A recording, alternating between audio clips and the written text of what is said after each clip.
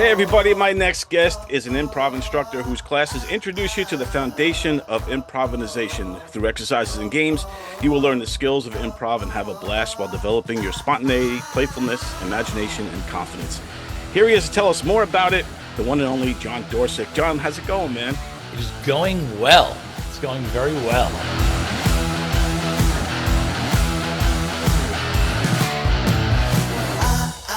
Yeah, thank you for having me on this. This is fantastic. I was thinking just earlier how if like your name is the non-trash can version of my name, like if I was better enough to come up with a cool, fake pseudonym for acting, like John Dorcic is the Bizarro World version of Don Sill. Don Sill's a good name. John Dorcic isn't.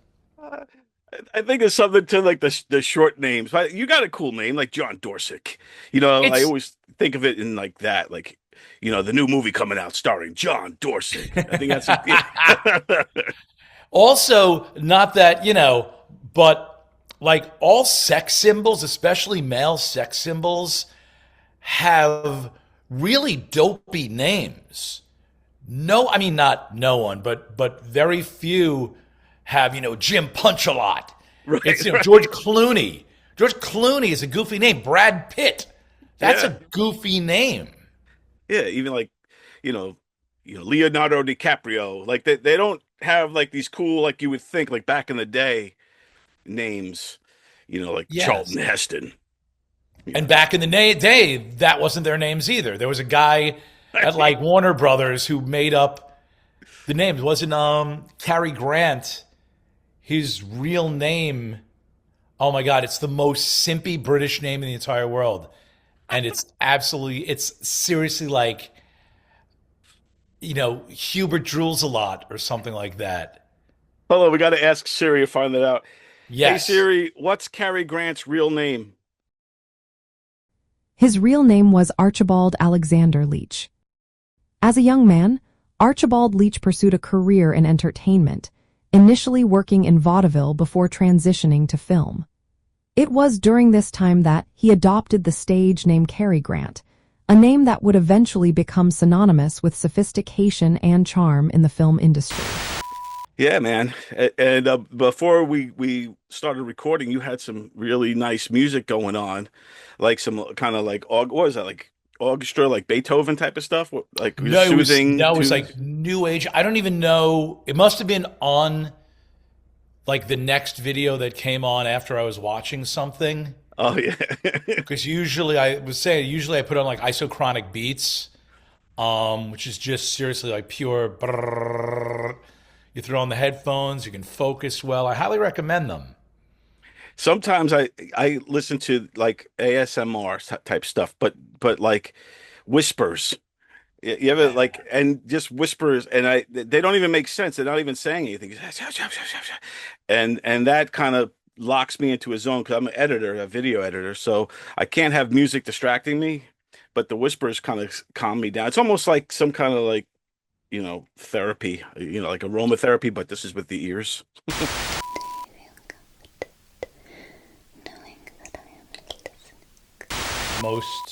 Most definitely. I can't do that because after a while I'm going to hear voices in the whispering, and they're going to say bad things. And I've spent too much money on therapy to have that undone by a bunch of whispering ASMR videos. ASMR videos are crazy, man. Like, and once they get locked in your algorithm, you start getting all kind of weird stuff, and you're like, wow, people, just saying the word ASMR now, people are like, oh, this guy's a little freaky, but it's not always that.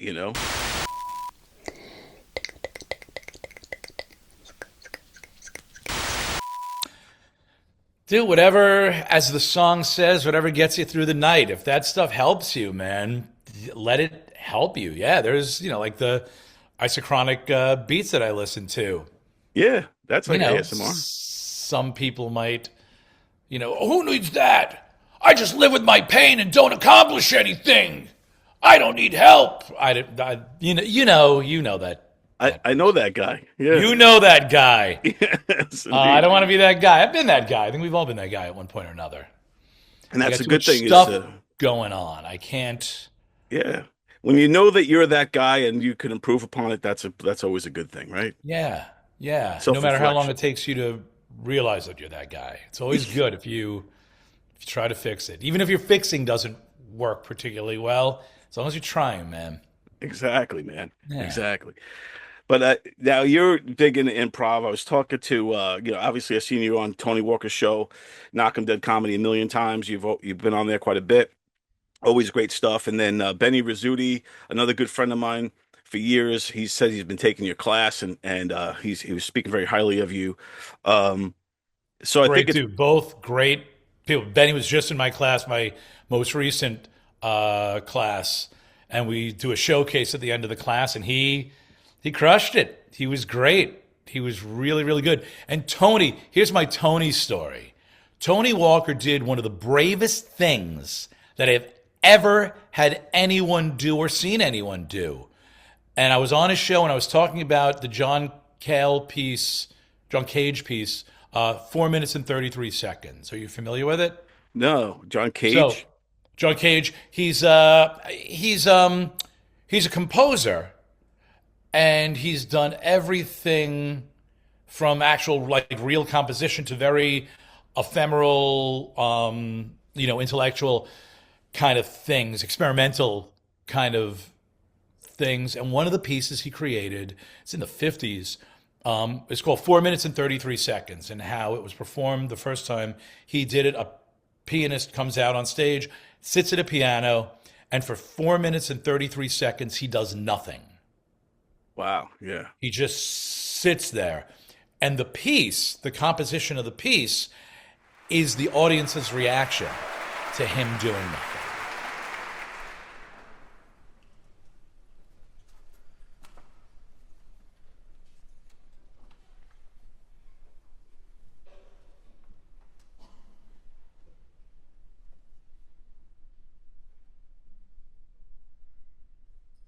Wow. Yeah. That's brave in a way It's because you're sitting in silence, knowing that the audience is confused. And what's cool about it, very often, when you're doing a symphony is in four volume pieces, and if you're going to assign one, two, three, four to the loudness of those volumes, the first is at a two, the second is at a three, the third is at a one, and then the fourth is at a four.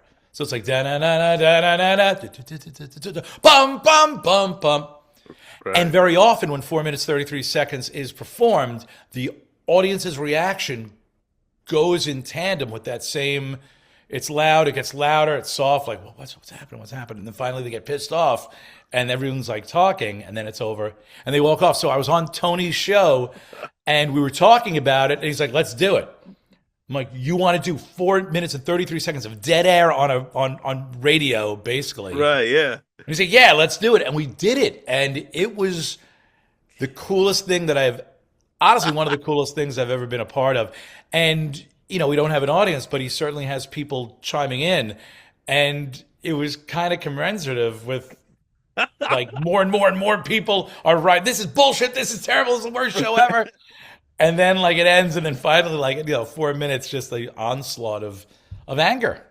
Anyway, that was one of the bravest things I've ever seen. It was That's great. awesome. I think that there is something to that in art because when you want a reaction, and a lot of times you see that in comedy too. They call them anti-comedians, you know, guys like Andy Kaufman or something like that, who kind of would push the envelope to deliberately challenge the audience. You know what I mean?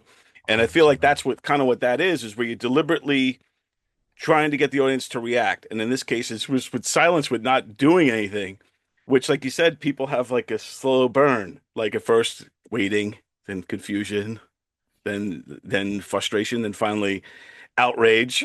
Yeah. I think it's Yeah. interesting. And then it's over. And then depending on how long your ride home is, I guess, you think about what you just saw. And then maybe you think about what your reaction was to it, Right. Yeah. which is, which is really cool. When you saw the first time you ever seen John Cage do that, were you taken in by it, or did you already know it was coming? And what was your reaction? So it was done. I've never seen him do it. And a matter of fact, he's never done it. He just basically came up with the concept and when it was originally done, I want to say it was 1953. Wow. I want to say it was New York City, but I'm not sure about that. But it was just, somebody's come on and just does that. And it has been performed many times with many different instruments. I've seen on YouTube, there's a ton of videos of 4 minutes, 33 seconds. And there's like marching bands, there's this, there's that. There's variations on it where people have played one note for 4 minutes and 33 seconds. But I think the original way is just the most perfect. Yeah. It's just somebody a piano for 4 minutes, 33 seconds, and the audience's reaction is the piece. Is it a thing now where if, let's just say you have a concert and the pianist is out there and he waits it out that the audience knows, oh, he's doing 4 minutes and 53-second bit or something like that? Or is it always get him? That's a good question. I don't know. I mean, I don't know. That'd be pretty cool. Yeah, I'm digging that. I think that's a cool freaking concept, man. And you Yeah. and Tony pulled it off, and I gotta find the clip. It was great. Sally was there too. It was when Sally was on the show. This was me, Tony, and Sally. It was great. We're kind of just looking at each other. They're looking at me. They're looking at each other. I'm just like, this is amazing. I was so happy because We're doing it. Yeah. I love that. And, as you said in the beginning, in the intro, in my classes, one of the things I teach, I just thought maybe it's my John Cage influence. But silence is so important. It's so incredibly important. But, in anything, in acting, in stand-up, it's incredibly important, the pauses, right? George Burns holding his cigar. Just waiting. This way you know what's coming, right? He makes his joke and he gives him something to do until the laughter dies down and you go in. You've seen people who are just starting out and they're like talking through the laughter. They're just trying to get their stuff out and it doesn't work. And you're like, oh, why doesn't it work? And I don't know, there's you have to look at things critically. This is one of the things I teach in my class. And I don't mean critically like that's good or bad. And that's not judgmental. It's critical. Why did this work? Why didn't it work? Right. And there's always a way. You can't walk away and say, well, because it sucks. Right. Ultimately, nothing sucks. Anything can be made to work. Right. Some things might work better than another. And some things have different uses. If you have I'm gonna get all mechanical. If you've got a Dodge Slant 6 engine and you have a Lamborghini V12, both of those have certain purposes. Right. Yeah. And each one of those need to be taken apart and their use has to be used in the right way for them to be amazing. Those are both incredible engines, two of the greatest engines ever made. Right, yeah. But one's good for one thing and one's good for another. Right. If you're trying to race Le Mans and you're throwing this Slant 6 in there, it ain't gonna work. And if you're trying to power a Dodge Dart for 400,000 miles, the Lamborghini V12 is not gonna work particularly well either. I love that analogy because, like you said, everybody's different and unique, especially when they're performing, whether it's comedy or acting or improv or whatever. And so what might work for the Lamborghini doesn't work for the Dodge Dart. So you gotta be yourself ultimately. And to your point about timing too, I think that they call it beats or breaths or whatever. I think taking pauses and being able to have the right timing, like you mentioned, like George Burns, he would say something and then just sit back, take a beat, and blow out the smoke. And it also, Jack Benny used to do the same thing where he would put his hand on his face or something and wait for it. And it also at some point cues the audience. I thought it would be funny. Well, it is funny to everybody else, but you just don't say sock it to me to guys like Cassius Clay. That's Well, all. I thought it would.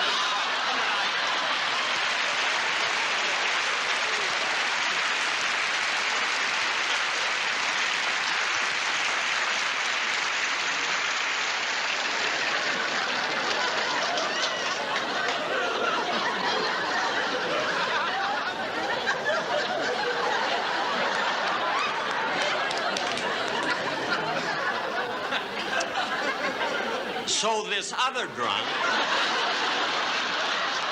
Or it's anticipatory, like Anthony Jeselnik, who's beautiful. His delivery, he does basically one thing, but you show me anyone who does it better. There's no one. I love a good Jeselnik.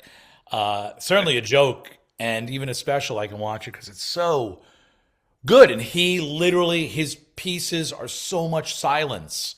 Yeah. He's not afraid of the silence for sure. Oh my God, he's so good. This chick is trying to get me fired because she claims I've been giving her inappropriate massages in the office. Well, I say good luck with that, sweetheart. I don't even work here.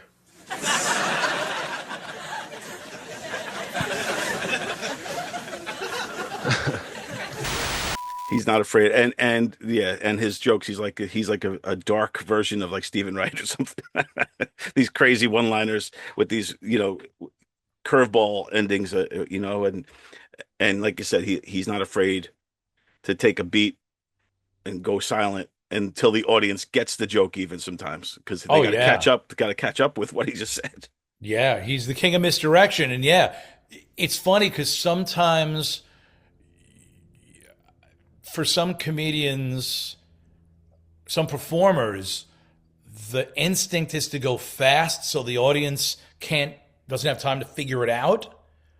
But I think his going slow and his making tons of stops kind of maybe, puts people into a trance a bit so you don't see it coming. And you're like, oh, this is nice. Oh, some more silence. Oh, there's a meadow.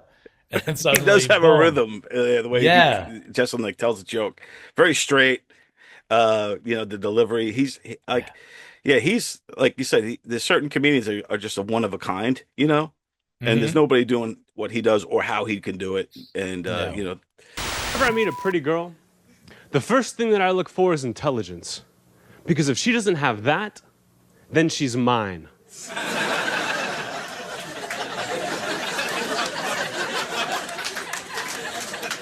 Thanks.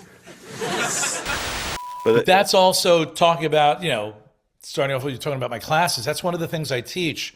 And it's hard. It's one of the hardest things to do, but finding your you. Finding your you. What is the part? And it's not your whole part. What is the tiny part of you that you can write for, that you can perform for? Because especially with stand-up, which I love, stand-up, almost every stand-up comedian on the stage is totally different from the stand-up comedian off the stage. Gilbert Gottfried, big, giant, loud, was known to just be in a corner not talking to anyone. Stephen Wright, on the other hand, from what I've heard, a very gregarious guy on stage. He's very close. Right, yeah. People like George Carlin.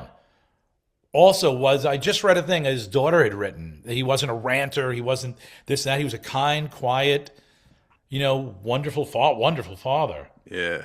And it's about finding that you. That once again, like if you try to write for yourself, if you're trying to write comedy that you're going to say, it's tough. Right. Because there's so many options. But if you find that character that you are, Rodney, Jesus Christ, Rodney was a real quiet, really depressed guy, a loving man. His autobiography, and then like the last part is written, it's when he passed. That's when that book came out. You read those first couple chapters, they are heartbreaking. Yeah. Yeah. Rodney's an interesting cat, for sure. But like you said, to find your you, that's, not an easy journey. It sounds like it should be easy. Oh, I know me. But to find your voice on stage or in improv, that's tough. Who are you going to be? Because everybody, if they're thinking improv or whatever, everybody wants to be the Belushi or or this guy or that. They pick who they already have a character in mind, but it's a character. It's not them yet. And it ultimately kind of is a character, but then you write for that character, and then you can become that character. You can turn it on and off. This is why stand up, you got to do it for 10 years. Yeah, to find you and evolve into it. Yeah, what's his name? Chris Rock said the first time was it? Yeah, Chris Rock said the first time he ever did stand up, he killed. It was the first time I ever did stand up. I had taken John Trusom's comedy university or comedy college. I forget which one, but it's the one out of Governors. Yeah. I took his. That was an invaluable class, and he had some great people come in. But the first time I did, I killed. I murdered. And then I did it a few more times and I did all right, but I never hit that high. And if I kept on going for 10 years, who knows? Maybe I would do great, maybe not. But Right. I didn't have the time for it. And it's exquisite when it works right. What I was saying, Chris Rock said he killed the first time he ever did it, and he didn't get a laugh for 4 years after. For 4 years. But you have to be, You it's have like to love anything it. else. You have to dedicate yourself to it, whether it's sports or mechanics or anything else. You have to dedicate yourself to it. No one does anything right. Exactly. And you have to love it, man. You have to want it. Like, there's a lot of people think they're funny, and they probably are in like the living room or at the workplace or something like that. Then they get on stage, they they do well the first time, whatever, but then they start to downward, and that's kind of what happened to me when I did stand up. I had great first show, great kind of couple of shows, then all of a sudden got a little cocky. I was younger. This is back in the '90s, and then I bombed really bad and never got over it. And then I said to myself, that's what separates the real ones from the non-real ones, is the guys that could go through that, through that feeling of, that you suck or something like that. I think, part of that too is, once again, this is something that I teach in my class. It's, we use the word ego a lot, and we use the word ego wrong. We talk about somebody, who's big and flashy. Oh, he's got a big ego. Right. A healthy ego, what we should say is a healthy or non-healthy ego. A healthy ego, you don't need anything from outside of yourself. Right. When you have an unhealthy ego, you need justification and what's the other good word for that? Justification or validation Validation. Yeah. from everyone outside of you. And not that we have unhealthy egos, but we all have some part of us, some part of our ego that needs a little, going to the gym, a little training. Right. And so when you have that when you flop, and stand up, I've been in tons of plays where listen, it wasn't me, it was the play. Right. That people did not. No, honestly, I'm good. I'm a good actor. But there was one particular play that I was in it's my favorite play that I ever did. And I've done a bunch of good ones. I've done a bunch of great plays, but this is called Acme, a company that makes everything. And it was about the Acme company from Bugs Bunny. Oh, nice. From Warner That's Brothers pretty cartoons. cool. Yeah. And we were the New York premiere of it. It was written in Seattle. We were the premiere. We did it at Studio Theater in Lindenhurst. Andrew Beck directed. A ton of great people involved in it. One of my favorite play ever. And we did like a week, I think. And one night got it. Because it wasn't super, there was humor in it, but it was really bizarre and twisted. Basically, the Steve Jobs-esque head of Acme, which was played by me, is taking, basically the animated world is a real world. It's another dimension. And they've been taking those creatures in that world. They've been filming it since the 50s. And now they're taking it here and combining cartoon character DNA with human DNA. And basically the coyote at the end kills me, and it's crazy and it's great. And the effects were great, the costumes were great, the acting was great, everything about it was great. People just didn't get it. They didn't know what they were walking into. And we had nights of pure silence. But here's the thing, that kind of thing often eggs me on. Right. All right, I'm going to push it within the confines of the script and what's going on, but also I'm going to make them, what is it, Showgirls? I'm going to make you love me. I'm going to make you love me. Yeah, Dreamgirls. Yeah. Dreamgirls, yeah. You're going to love me. Yeah. I'm like, God, I'm going to find a way because there's something I can change in my performance, once again, keeping it to the characters and everything else, but I'm going to make you figure this out. I'm going to make it. Maybe that comes from being unloved as a child. I don't know what it is. But 15 minutes later, sometimes that silence, that disregard by an audience is a good way to spurn you on. Right. To make you not reevaluate what you're doing, not to question what you're doing, but question, why did this not work? Sometimes just your audience doesn't care. It's a bad night. But, the famous Bill Burr in Philadelphia. Oh, that was legendary. That's what, to me, I think that's what launched him to the next level. I mean, he probably would have made it regardless, but right. That's what, That is, everyone has a moment, Yeah, that is what made him. It's funny, just to go back when we were talking about like finding your you, there are like Larry the Cable Guy. That dude had like tons of different characters. And that was the one that resonated. That's why he kind of disappeared. I honestly think he just got sick of doing it. Because that wasn't who he was. Yeah. And also, I can't think of his name. The Hot Pocket. Oh, Dude. Jim Gaffigan. Jim Gaffigan. Another guy. He used to do a lot of very adult stuff. And he kind of found his you.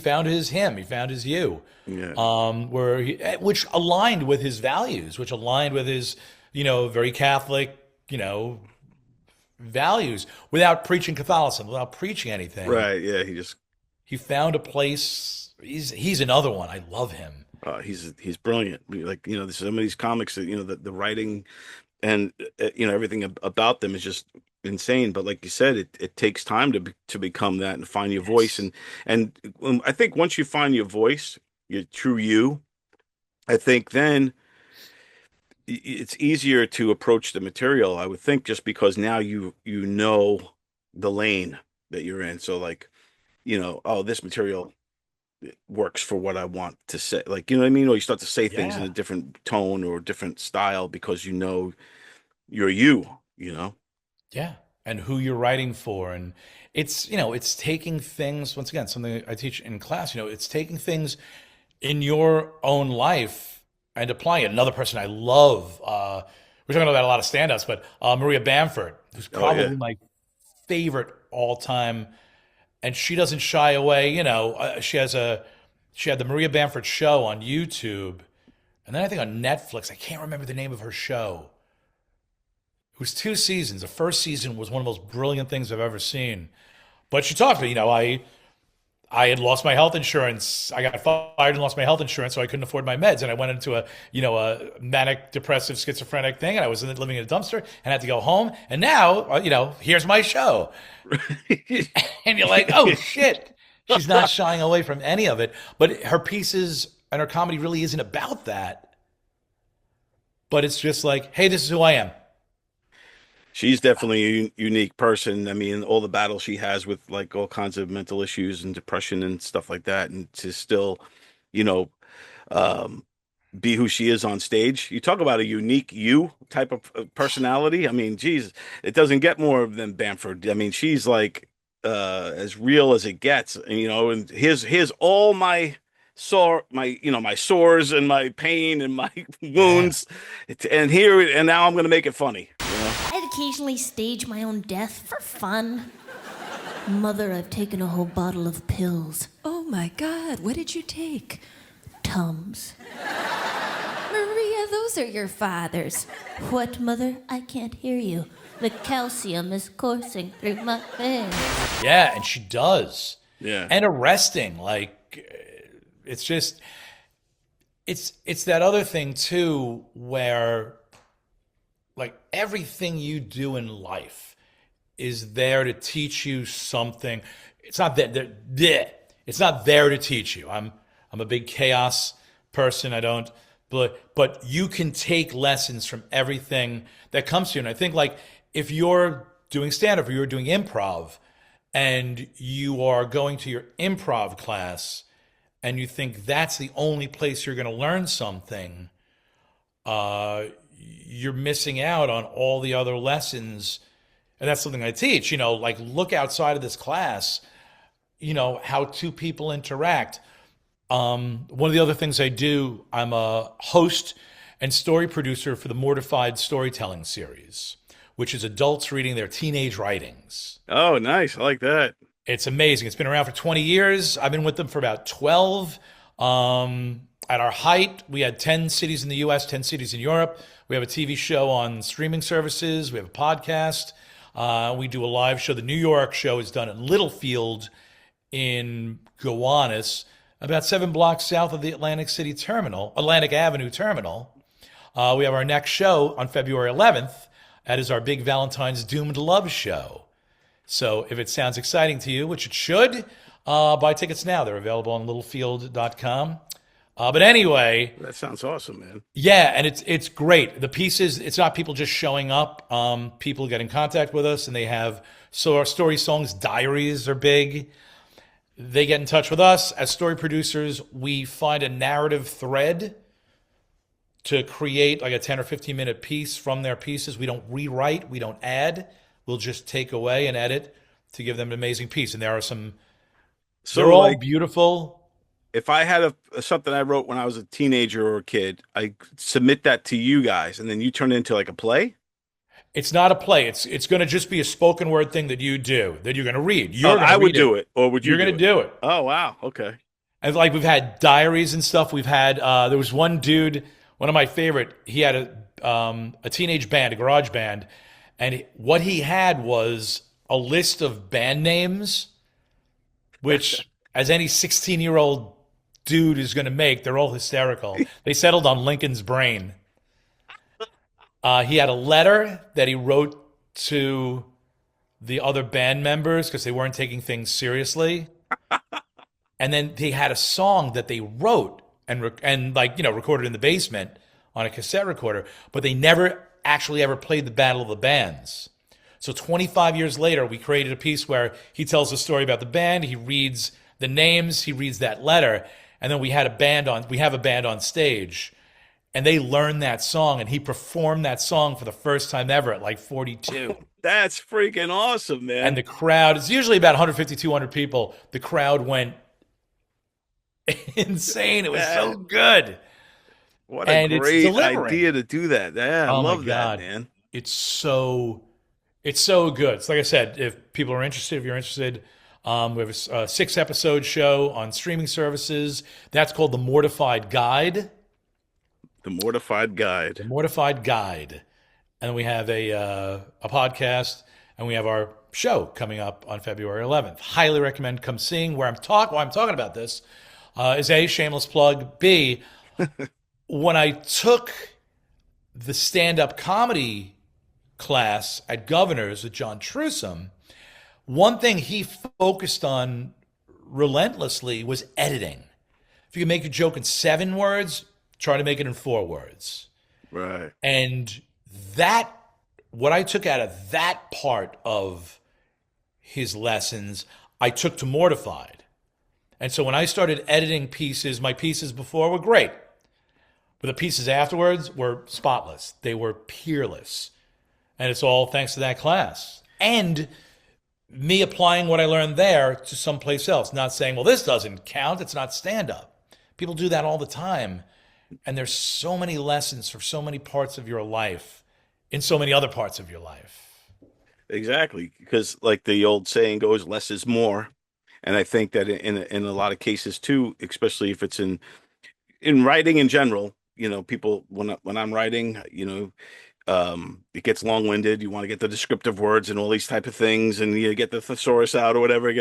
But I like, it's called like simplistic complexity. You say something that's complex, but in a simple way, and I think it could go a lot further. Sure. And the same thing with performing, More Hemingway, less Mark Twain. Yeah.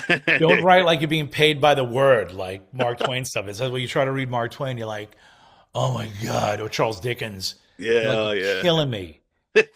Killing me. It's like, how am I supposed to read this? I want to be well read, but this sucks, man. Where's my, You took a frog to a frog jumping contest. There you go. Why is this story 50 pages long? Exactly. You just jumping some frogs. Shut up, Mark Twain. That's hilarious, man. But yeah, I think there's something to the editing and self-editing and always edit. People think that a piece is completed sometimes, but you know, it's not always completed. You can work on a piece forever, you know. And people do. I mean, George R. R. Martin is doing that right now, right? That last book he's been writing it for like 15 years. Right, yeah, exactly. It's just Come on, dude. As my fantastic friend and filmmaker Joe Sikorsky said, don't get it right, get it written.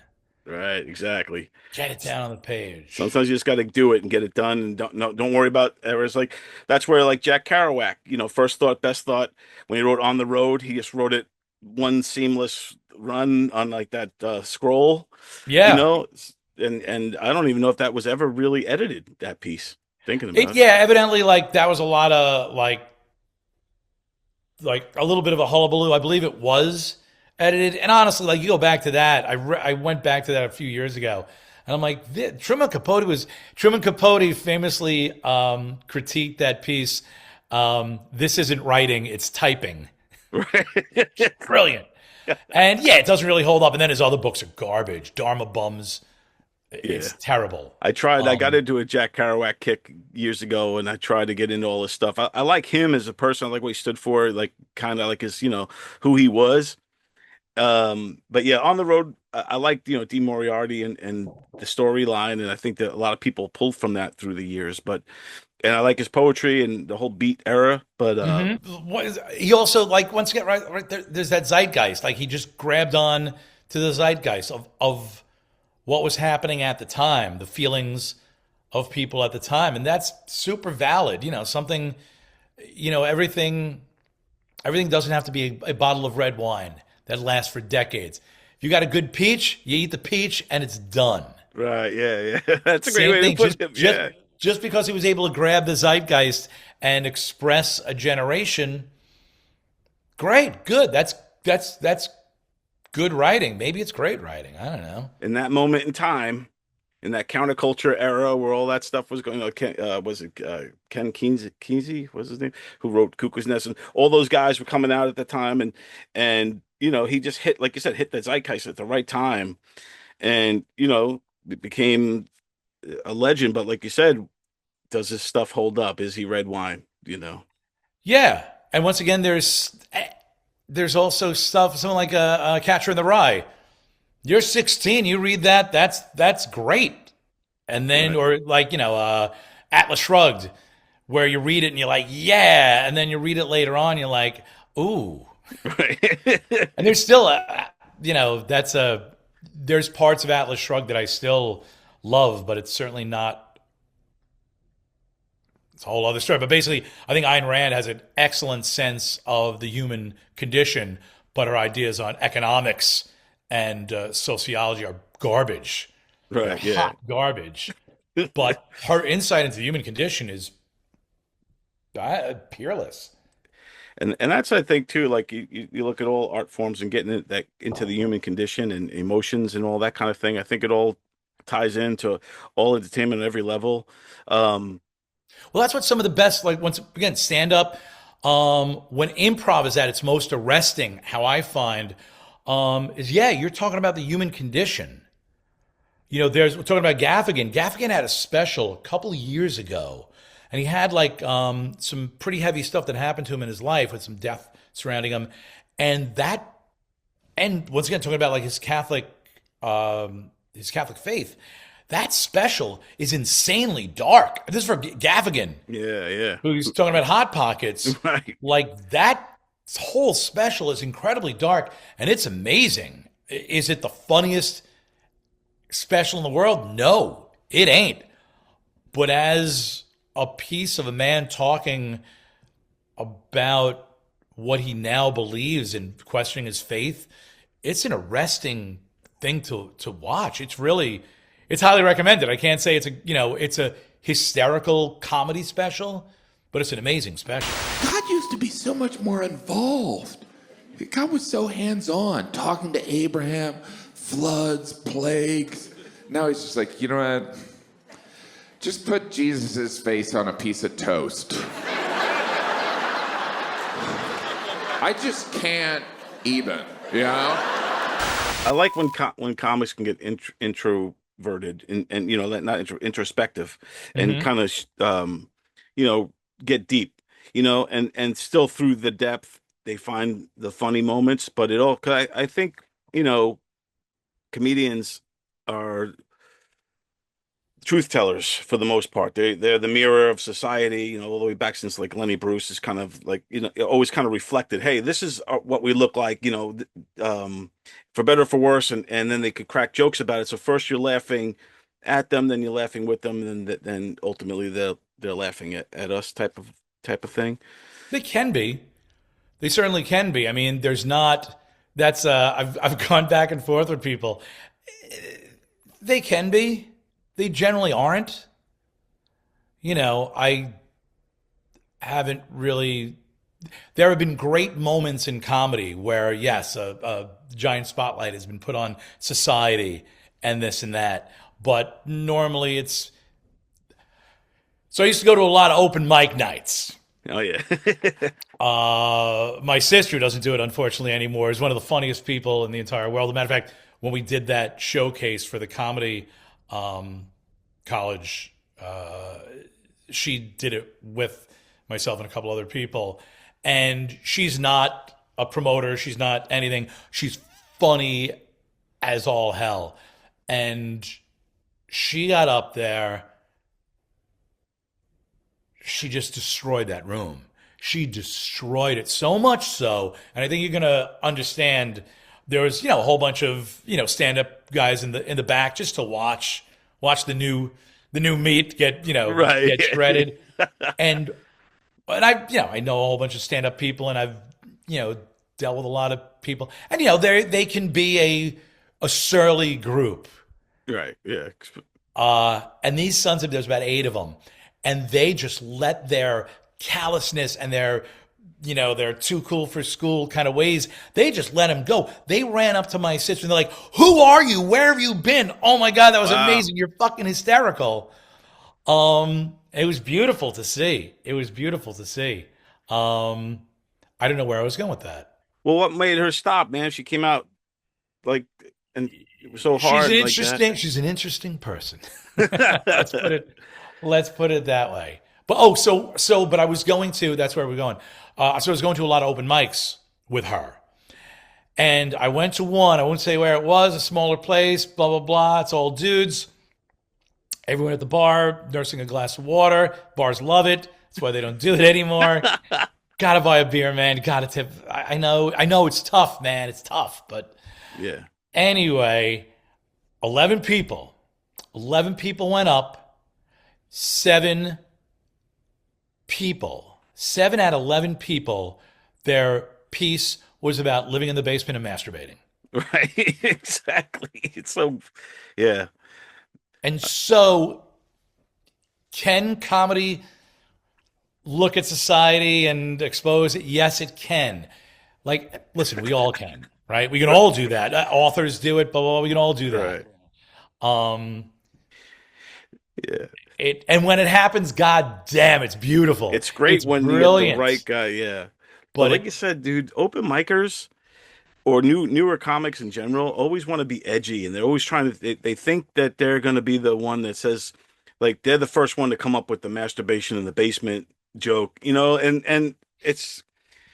I always try to tell younger comics and stuff like that. Look, don't try to be edgy. Don't try to be, Dave Chappelle or Dave Attell out of the gates, because you're not that. And like, to your original point, find you, be you, Right. And yes, you might live in your basement and masturbate a lot. Psst, we all do. Find something else. And it's not, and that doesn't make its universality compelling. That's something we're not proud of. Right. Exactly. We're not happy about it. So talk about something else. The other thing that breaks my heart is, there's a lot of, or a decent amount of like people teaching improv. There's tons of theater classes. There's not a hell of a lot of stand-up classes. Right, yeah. And there's so much, as someone who I love mentoring. I wasn't mentored when I was young. Right. So it's something that I really try to do no matter what I'm doing. I try to mentor and help because I didn't have that growing up at all.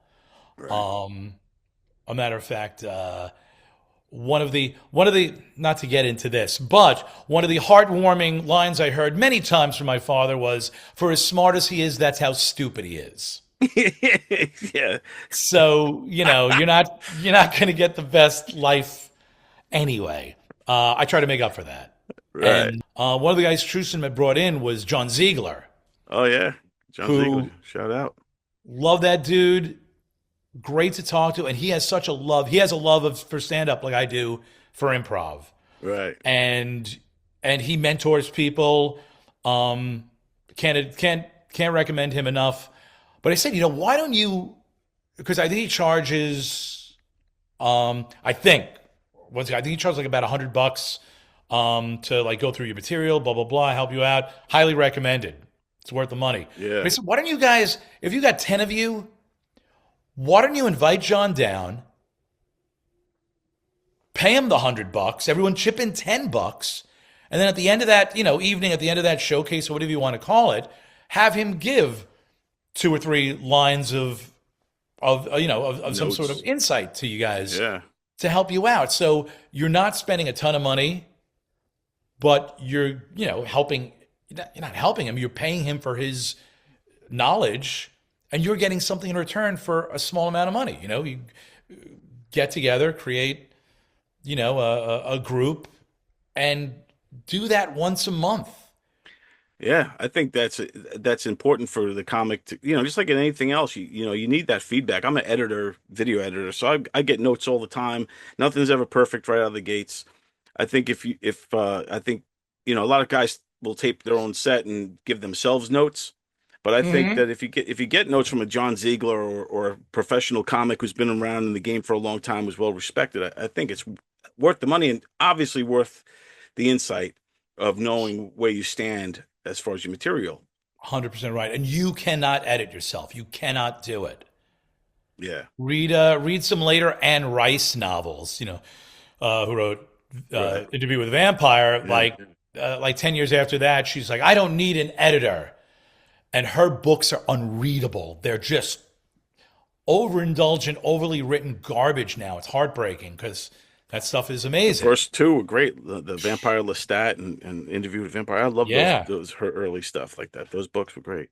Oh, but yeah, there is something to, like you said, be editing and all that kind of stuff. And when you talk about classes and you're a teacher yourself in improv, I'm assuming a lot of the people that come to you already believe they're funny and are funny. Is it possible to teach actually funny, like how to be funny, or do you just kind of teach people how to enhance what they already have? So after 50 minutes of talking, let's get to some improv. So, which is great talking. Yeah, it was great, man. We've been having a blast. Yeah. So yes. So the laughter in improv comes from a different place. The laughter in improv is laughter of deliverance, laughter of expectations being fulfilled. A matter of fact, if you're making a joke in improv, once again, one of the things I teach, if you're making a joke, punchline, blah, blah, blah, blah, you're taking away from your partner, you're taking away from the scene you're creating. What I teach is everything's based on 2 things. Listening in totality. So you're listening not only to the words a person is saying, but how they're holding themselves. What their emotions are, what their stance is. This person is telling you a lot different things than that person's telling you, right? Right. So listening to that person, taking in everything they're giving you, and then the other thing is you're in service. You're in service to your partner, you're in service to the scene, and you're in service to the audience who's watching you. So you don't put your back to the audience. You speak clearly and loudly. When you're in service to the scene, you're not doing anything that's going to take away from your scene. If you're on, the moon and suddenly, we're not on the moon, we're in an aquarium. No, you got to be on the moon. Right. Figure out a way to get into an aquarium, maybe. I don't know. If you're living with a bunch of fish people that you find living on the moon and they're all going to die, hey, I know. My uncle owns the Riverhead Aquarium. Let's go there. Find a way there if you want to, but you can't just say no. And then you're in service to your partner. And the reason you're doing that is because, how we were talking before, all those voices inside of you that tell you you're no good, that no one's going to laugh at you, that you're stupid. If you are just focusing on that partner and giving them fruitful ideas and giving them a stance that they can understand, then all the onus is off of you. You don't have to worry about you. And when your partner's doing the same thing to you, because it does have to work back and forth. Right. Then you suddenly start creating this maelstrom of brilliance. And so when the audience is watching you and the suggestion is, you're two lobsters in a tank at a diner, and they're like, oh, how can they do that? And suddenly they do, and there's like a stirring scene. It's not jokes, no one's making melted butter jokes or anything, but there's a real, for lack of a better word, human scene between two lobsters. Like that laughter that comes out of that is, oh, you actually did it. It's a high wire act. It's watching that person walk from one end to the other, or walking on the elephant's head or whatever. It's a high wire act. So can you teach some? Yeah, honestly, yeah, you can teach people to be funny. Once again, finding their you. Right. You can. But within improv, yeah, you can definitely teach that. And you can definitely teach how people are going to get a laugh out of that, because it's a realized problem, or it's a realized solution. And when you do that, I know this sounds very mathematical, but it is. Right. When you realize that solution, the laughter that comes is like, holy crap, that was amazing. Yeah. But when you set up these, very strict rules within a scene, and then those rules are obeyed brilliantly, yeah, there's huge amounts of laughter there. Yeah. And it's applicable to stand-up because your crowd is your partner, or the concept is your partner. Yeah, that's what I love too, is like the audience is kind of in on it in a way, because they're watching you conceive this bit live in front of them. So like everyone's in the moment, in the room, so I think it's special for everybody. 100%. Or someone like Jesselneck, they're not in on it. Right. But he's saying yes and to the bit. He's saying yes and to the concept of the bit. Sometimes you'll see a stand-up where they're like losing the focus of the bit. Right. And I saw someone, I was at Governor's in the little room, and I saw someone get up, and she was an old Italian lady, and literally her first 5 minutes was just talking about her vagina and making like crazy Italian pseudonyms for her vagina. But she's just like, she wasn't even riffing. She was just saying shit. And then she started telling a story, but she lost it. Right. And then she started telling another story and lost. She wasn't saying yes and to what she had just said. She's just grasping for stuff. And later on, I talked to somebody who was brilliant. Michelle Torres, I'll throw out the line. Nice. She's so good. She's taken my class a few times, and now she's doing a lot of stand-up. She's so good. And, she was saying, that she was just trying out new stuff, which is fine for an open mic, but this was a night. I was like, I had a couple drinks, tipped well, as you should. I was $80 into it. Right. So I don't want to spend $80 to watch some Italian lady talk about her vagina, right, and then start telling two stories that she totally loses. I can hang out with the family for that. Right. I can show up at Thanksgiving. That's why I don't go to Thanksgiving. Grandma's talking about her vagina again. Oh, Jesus. How many names does she have for this thing? That's hilarious, man. Yes. But yeah, that's, once again, that's also, so in that, the way I approach those classes, once again, being in service and listening, I create and head programs for at-risk youth, for people in recovery in jails. Nice. Yeah. And also for corporate sales teams. As a matter of fact, I'm talking about trying to write without blahing too much, I'm putting together a proposal to do a full day teaching acting students and public speaking students at one of the Long Island's high schools. And writing I can write a crazy scene about anything like this. Writing an actual proposal, it's been taking me days to do. But ChatGPT it, man. no, I will not, because I'm also a voice artist, and I've lost in the past 5 years. I've lost so many customers, clients. Yeah. So it's funny. I'm winning them back. I'm getting them back too. Yeah. But for like 3 years ago, I was losing a ton of clients. Yeah, AI to AI. But I will say, I was looking at some of your stuff, and I came across some of you on your website. You do have samples of your voiceover work. Very good. I mean, excellent. Oh, thank you. Those are old too. I'm revamping my website because it's terrible. But because hardly anyone goes to websites, but you did, so I need to. I'm sure other people do too. And my LinkedIn has a picture like from 15 years ago. It's like it's a dating site. Hi, hello, youngster. Yeah. Wait, what? This isn't who I just was talking to. It's me. Hi. Hi, I'm Skibbity Ohio. I've got Ohio Riz. Horrifying. I also host trivia on Tuesday, Wednesdays, and Thursdays. And some of the categories have been like Gen Z or Gen Alpha slang. And so I know it well. No cap and all that kind of stuff. No cap. That was last night's question. If someone says no cap, what are they not doing?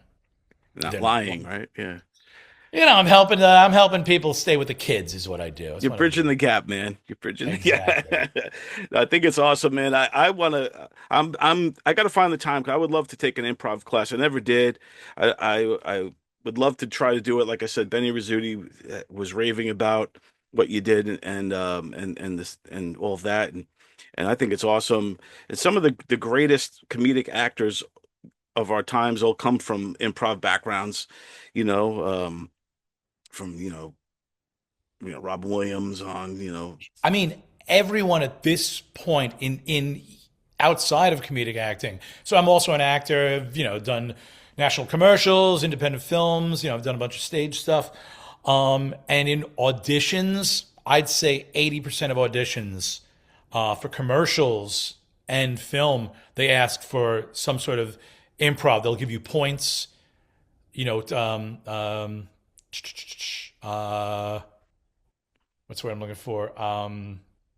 Plot points, and you're improving. I mean, some like things like super bad. You see at the end of the show, they're showing you the parts that didn't get in. Some of them are even funnier. Right. Yeah. And that's what's cool about improv, because some of the stuff that they took out is funnier than what they left in, but it doesn't play to the plot. Right. Yeah. And so you're making those choices, which is beautiful. That's the point. All those editing choices for sure. It's funny you talk about editing, because I also have a podcast, because you got to. Right. Everybody has one, right? I'm not going to lie. Mine, it's ours. It's 4 of us. And it's good. It's good. Check it out, man. It's called Worstest. And it's 4 people. Each episode is a subject.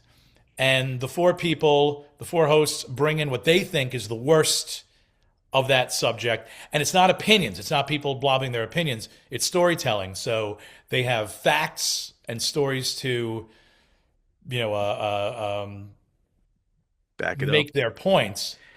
2 people go against each other. There's a winner chosen. The other 2 people go against each other. A winner's chosen out of those 2. And then the 2 go against each other. And then we figure out which is the worstest. We've done breakfast cereal, color. We just had our Christmas episode come out. Worst Christmas special. Nice. All right. So what's the worst cereal? What was the verdict on that one? I can't tell you. You got to listen. Watch. Okay, we got to check them out. We got to watch. You got to listen to the. That's a good listen to the podcast. Yeah, worstest. Worstest. And where can people find that? It's on YouTube or something. Every single podcatcher that you can possibly think of. We're like in India. We got we have an interesting international following, which is pretty funny.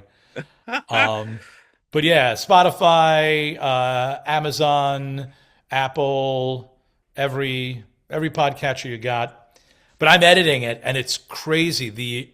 It probably takes The industry standard is, and it works out about the same, 1 hour of editing for every 10 minutes of content. That's about it. It's taking me like 10 to 12 hours. Yeah, to edit each. Editing is definitely a process. It's a time machine. You get on there, and all of a sudden the hours fly by, and you're like, "Oh, it's nighttime already." You're my king, man. You're my king. Yeah, it's Yeah.